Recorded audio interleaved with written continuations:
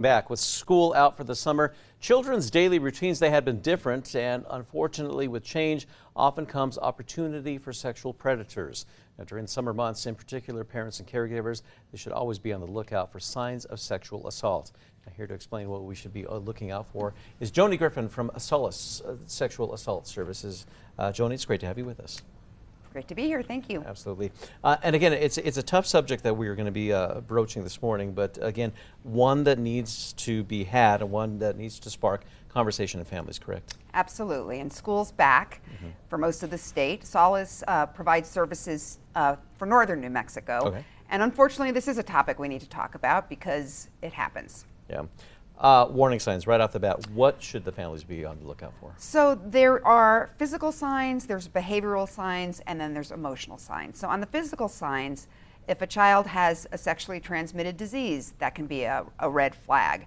If there's bruising, trauma to the genitalia, that's another warning sign.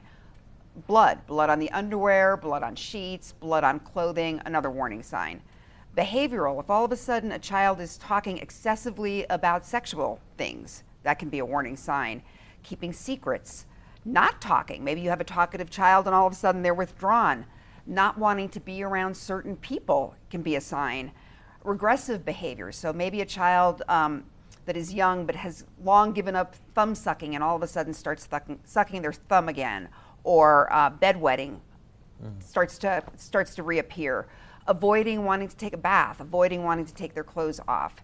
And then emotional, changes in eating habits, increased aggression, decrease in self-confidence, excessive worrying, fearfulness, not wanting to go to school, not wanting to participate in activities that they normally participate in.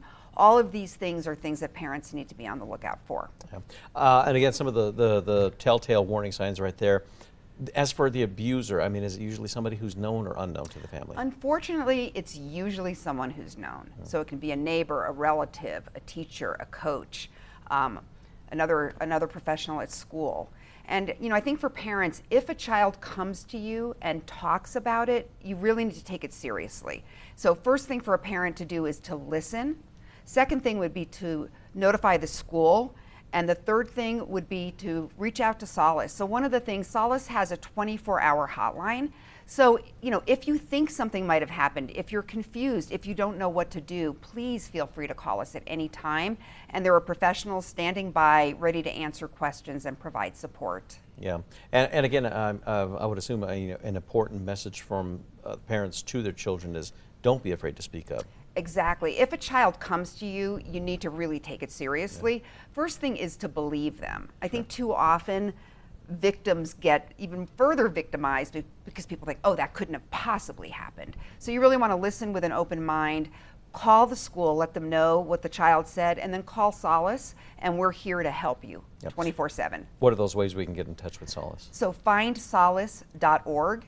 Everything's on the website. There is a ton of information. Also, Solace is totally open to scheduling presentations. They love going out into the community to educate. They provide therapy for families, and then most importantly, that 24-hour hotline. So it's findsolace.org. There you go. Joni Griffin, thank you so much for joining us. We appreciate it. Of course. Now, for more information and a recap of this entire interview, we will have it later on this morning. You'll find it at alwaysonkrtv.com. It is 7:53 on your Monday morning. Stay with us. We'll be right back.